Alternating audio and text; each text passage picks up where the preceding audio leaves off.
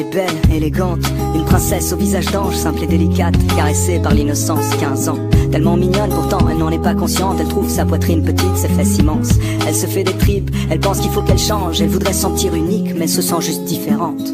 Elle se déteste, elle noie dans les complexes, ses copines ne parlent que de sexe et elle stresse, parce qu'elle est encore vierge en secret. Chaque soir, elle rêve du prince charmant, même si elle sait que ce genre d'histoire n'arrive que rarement.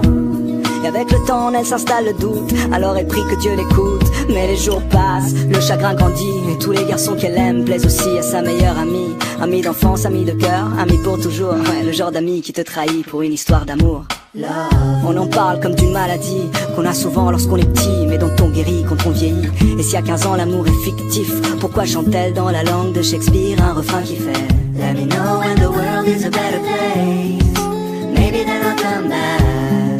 Now I'm going to outer space, looking for another place to crash. Let me know when the world is a better place, but now you have to let me go. I'll meet you there on the patio, where Juliet met Romeo. Il est pisse, enfin c'est ce que ses amis disent. Le genre de gosse qui n'aimait que des ondes positives. 16 piges, si romantique, pas le type classique qui ne pense qu'avec sa tête.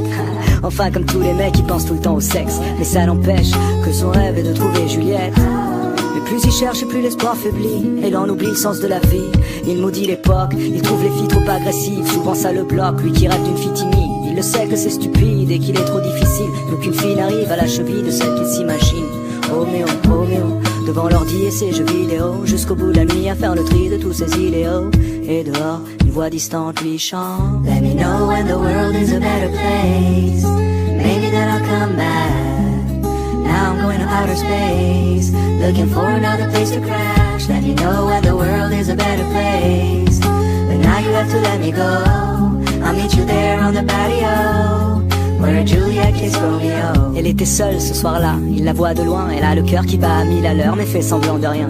Lui pour une fois n'y pense pas trop et son instinct le guide, et tout lui vient de manière instinctive.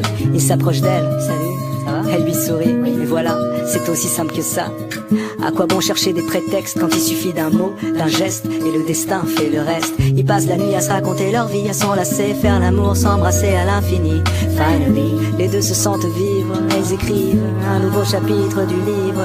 Juliette et Roméo, Roméo et Juliette, sans fin tragique, une histoire si parfaite. Le genre d'histoire qui aujourd'hui n'existe pas, car ici-bas, souvent, ça finit comme ça. Roméo maintenant est pris, donc les filles sont folles de lui. Juliette veut être indépendante, donc pas d'enfant, pas de famille. Du coup, lui devient moins romantique, elle moins innocente. Et peu à peu, ils prennent leur distance, font un break, histoire de voir d'autres gens. Parce qu'au moindre doute on se laisse, aujourd'hui c'est fréquent. C'est typique de l'époque, on se quitte sans combattre. Et de l'amour il reste que des reliques d'une vieille pièce de théâtre. Roméo et Juliette, Juliette et Roméo, l'amour une maladie et je prie pour un fléau. D'ici là je m'en vais loin d'ici, peut-être que sur une autre planète ils ont compris le sens de la vie.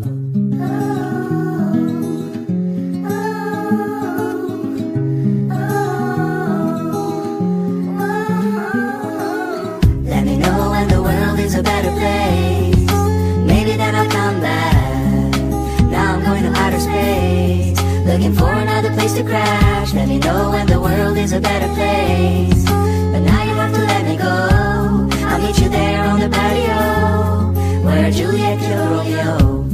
Cause no one knows where we'll go from here, you know that nobody knows, and no one.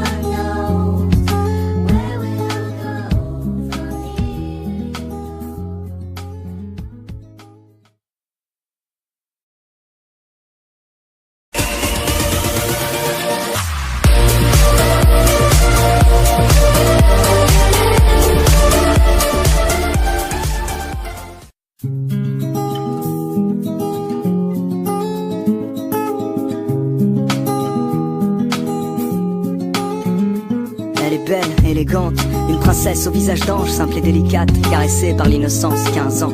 Tellement mignonne pourtant, elle n'en est pas consciente, elle trouve sa poitrine petite, ses fesses immenses. Elle se fait des tripes, elle pense qu'il faut qu'elle change, elle voudrait se sentir unique, mais se sent juste différente.